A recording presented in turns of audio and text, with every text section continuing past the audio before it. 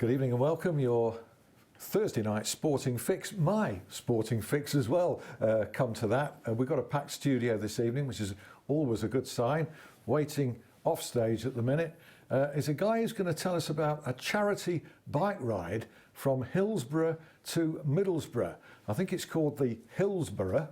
If you get that, roll those two into one. You need to be on a bike to really roll with it. And that's coming up early in April, and we'll be talking to one of the organisers, James Allen, about that. Another James is here as ever. James Gregg will be rounding up the entire Sheffield sporting scene, and what a week it's been yet again, and what a year it's been for Sheffield Steelers. Congratulations to them. More on that from James, and looking at the football scene over the weekend. And principally, we have Keith Hackett, the former FIFA referee, Sheffield-based, who is also the former manager of England's referees, and at the moment currently is working on a thriving website called youaretheref.com. And Keith is here to talk about one of the issues of the moment: abuse of match officials, particularly at grassroots level.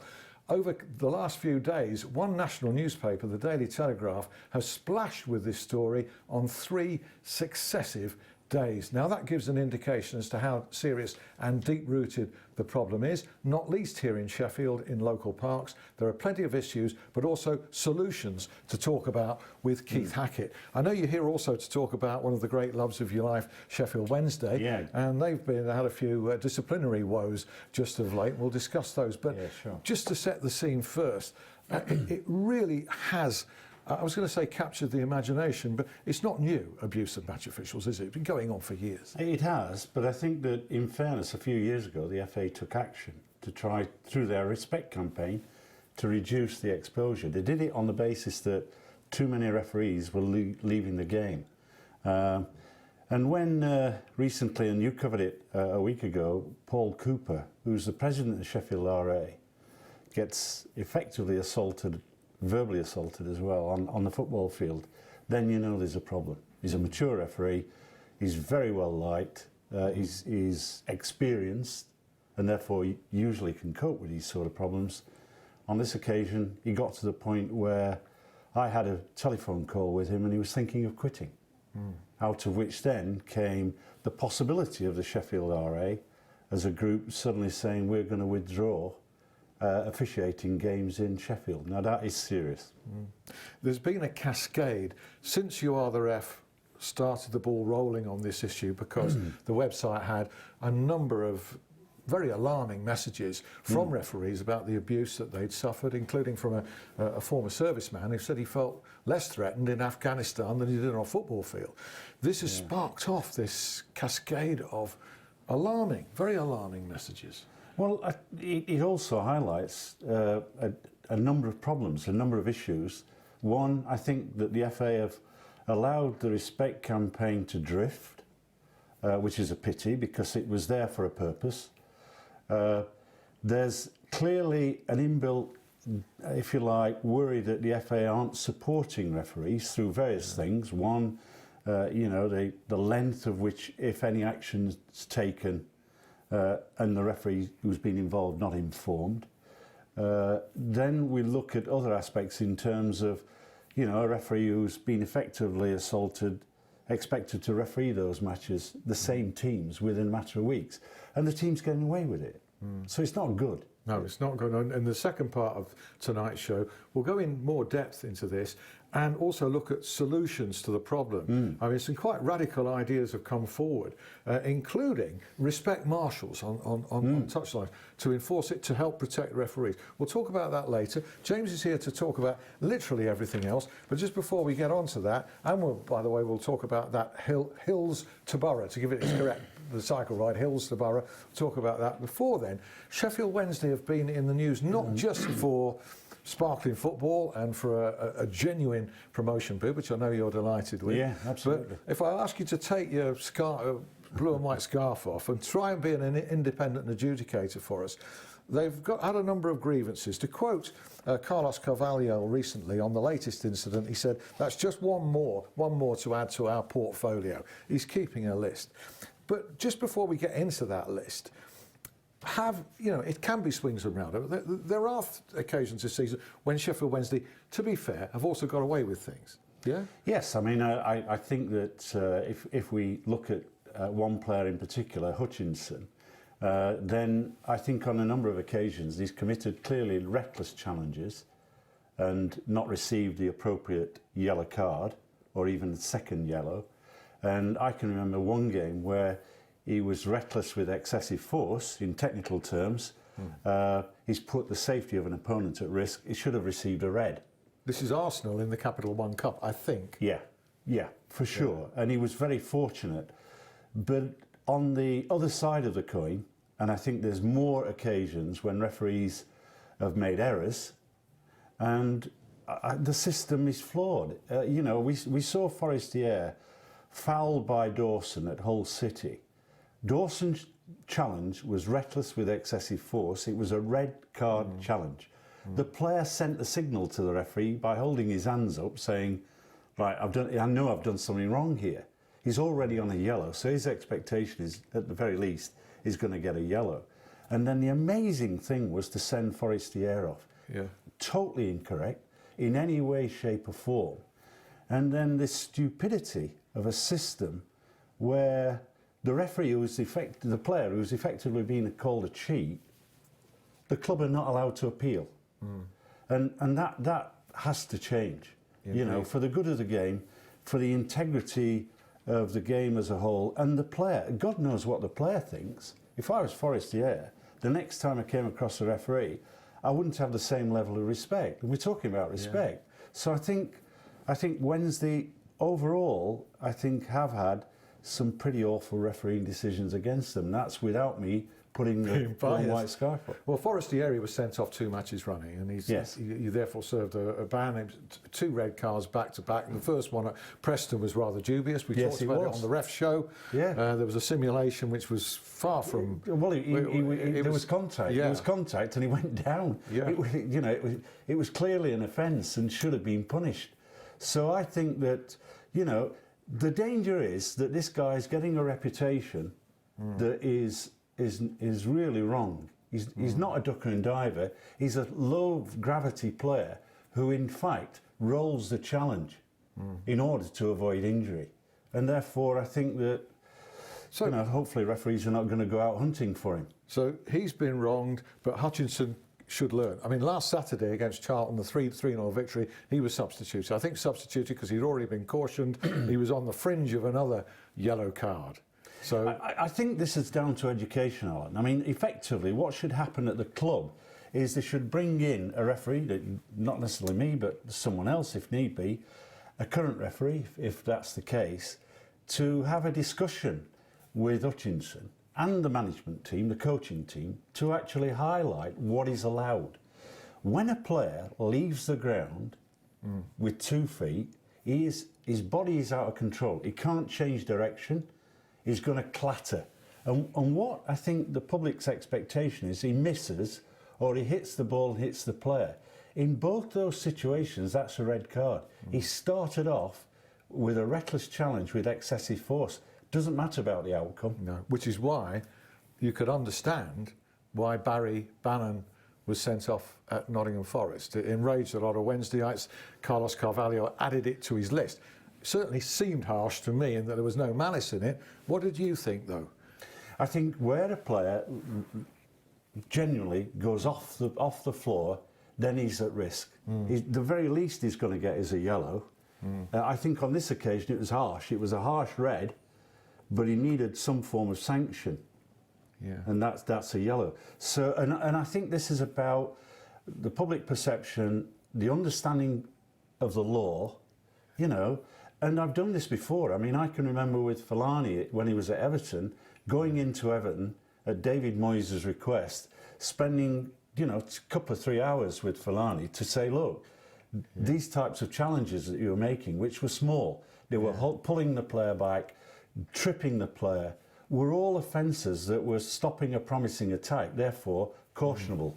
The player after that got better, but now he's using his arms and elbows, so probably needs another visit. Okay, that's good advice there. I think the grievances go back to the Birmingham game as well, where there was a clattering challenge by James Vaughan on Ross Wallace. It produced a fracas, melee, and both clubs got fined, and Sheffield Wednesday actually got fined more than Birmingham, even though it was an aggressive challenge from a Birmingham player that sparked the melee. So all those incidents go back, but I think just before we're going to bring in James Allen to talk about the bike ride and chat with James Gregg in a moment. Just before we top and tail this, and respect will be in the second part, Carlos Carvalhal, despite some of those injustices, has been somewhat of a role model, hasn't he? I think magnificent. I mean, I just say that apart from taking our team up the league and doing a fantastic job, I think his responses are very measured, they're thoughtful, and I think that if he is putting that catalogue together with the DVDs, and he calls the PGMOL in to have a discussion,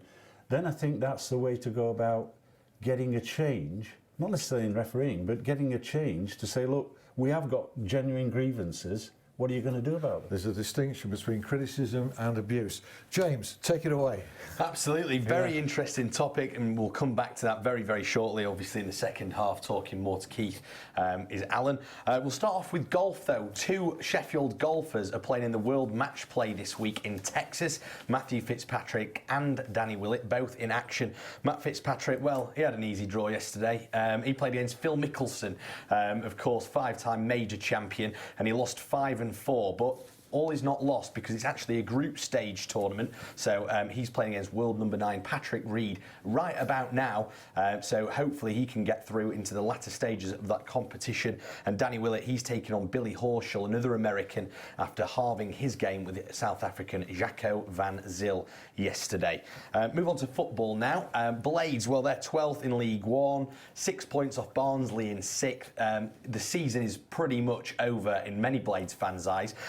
They play against tomorrow. They play against Crewe at Alexandra at Bramall Lane. Of course, Bank Holiday Friday, 3 p.m. kickoff down there. Good chance to get 3 points, and also probably see a few youngsters as well being fielded by Nigel Adkins. Sheffield Wednesday, wow, their great season continues, scoring 3 second-half goals last week against Charlton Athletic. Alan's already mentioned that, talking about the refereeing decisions and stuff in that game. Not in action due to the international break this week, but play against Huddersfield Town next weekend. Sheffield FC, a narrow loss for them last week against Loughborough Dynamo, away to Lincoln United on Saturday, and Ryan Hindley's Hallam. They drew 2-2 against Grimsby Borough. Promotion spots are still very much in reach. They play against fellow playoff hopefuls Hull United this week, and Michael Blythen, by the way, their top scorer, has reached 32 goals for the season. No mean feat. I think that Ryan Hindley might have a job in his hands keeping him for next season's campaign. Rugby Union, well, the Sheffield Tigers, they're all but promoted after a win versus Lymm last weekend. A heavy victory this weekend against Stockport should see them mathematically promoted. And also Sheffield Rugby Club, they beat Wirral last week.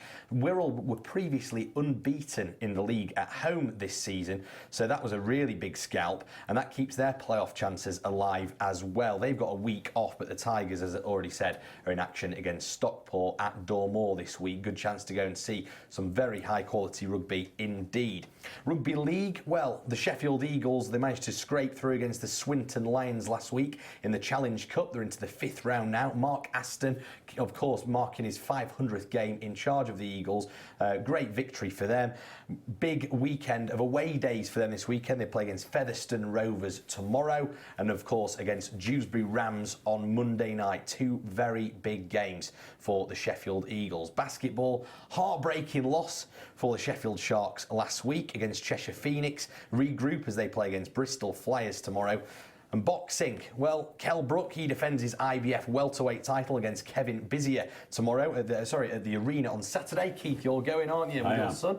That'll be a spectacle and a half. And of course, I can't mention this, I can't go through this whole Sheffield roundup without mentioning the Sheffield Steelers. Wonderful stuff. I said they needed to win both games and rely on other results last weekend, and they did just that. They beat 5-3-1 on Sunday in the finale. They actually tipped off half an hour after Cardiff Devils, who were chasing them for the league trophy. So Cardiff Devils were watching that game, and well, the Steelers hang on. Well done to Paul Thompson, Dave Sims, the two players who are leaving, Jeff Legu and Jason Hewitt, and of course Tony Smith and family as well. Indeed. Wonderful achievement. Congratulations, one and all, at Sheffield Steelers. A fantastic. We do hope one of you, player, manager, or whatever, can be our guest, and we'll talk more about it on this programme. Absolutely. James, thanks very much indeed.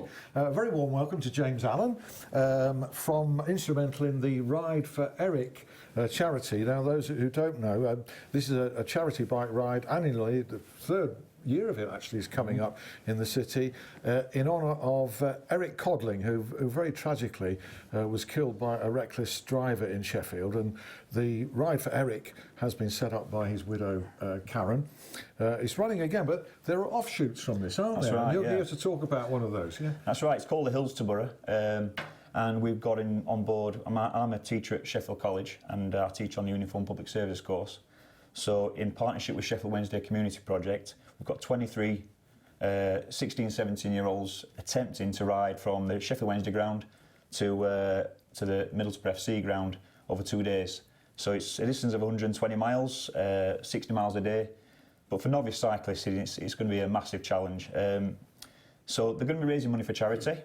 But the thing for them is it's a major challenge physically, but also, they're putting themselves out there, pushing their boundaries, because they really don't know if they're going to be able to manage it. But I think with a bit of training, they'll do it. 60 miles a day. What's the route?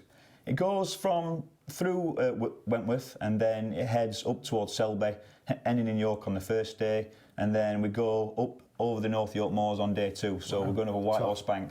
Yeah. So that's going to be a major sting in the tail. I was going to say, even when I stretch my expenses to the limit, I can only get 110 miles from my house to Middlesbrough when I do matches there. So you're getting 120. Yeah. So I wondered about the route. Yeah. It's a cracking challenge, though. I mean, I've been teaching 15 years. I'm a PE teacher by trade, and it's the biggest thing I've ever been involved in. It's great to work with Karen.